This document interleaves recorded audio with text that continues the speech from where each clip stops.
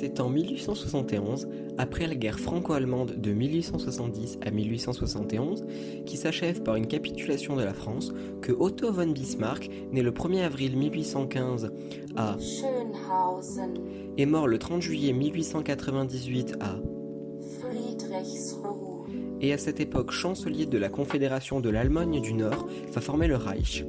Nous nous demanderons donc quelles ont été les circonstances de la formation du Reich et comment Bismarck y a participé. En 1866, Bismarck est à cette époque ministre-président de Prusse, et cette même année, la Prusse remporte une guerre contre l'Autriche. Suite à cette victoire, il va prendre la décision de fonder en 1867 la Confédération de l'Allemagne du Nord dans le but d'unifier les 39 États autour de la Prusse. Cependant, la France a peur de la montée en puissance de l'Allemagne et empêche alors les pays du Sud de rejoindre la Confédération. À cette même période, le trône d'Espagne est vacant et un prince prussien propose sa candidature pour celui-ci. La France, à ce moment effrayée, va ordonner le retrait de cette candidature. Un ambassadeur français va donc être dépêché en Espagne pour s'assurer du retrait de la candidature, qui aura été bel et bien enlevée. Cependant, les Prussiens vont modifier l'histoire en racontant dans la presse que le roi a refusé de le rencontrer, n'ayant plus rien à lui dire. Chose qui va pousser la France à entrer en guerre contre la Prusse en 1870.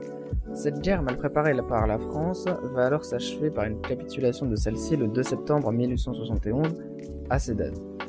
Alors, Otto von Bismarck va proclamer l'Empire allemand le 18 janvier 1871, le jour du sacre du tout premier roi de Prusse, et en installant une estrade à l'opposé de là où se trouvait le trône de Louis XIV au Palais des Glaces à Versailles, en guise de revanche, et pour humilier la France suite aux guerres remportées par Louis XIV.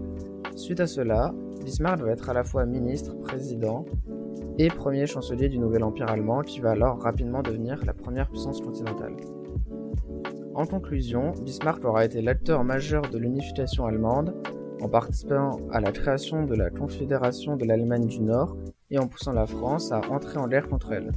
Ce qui aura permis de déboucher sur la formation de l'Empire allemand qui sera alors la première puissance continentale dès lors, mais dont l'existence se terminera ironiquement sur son lieu de création, au Palais des Glaces quand il sera question de régler ses comptes dans une guerre sanglante connue sous le nom de guerre mondiale.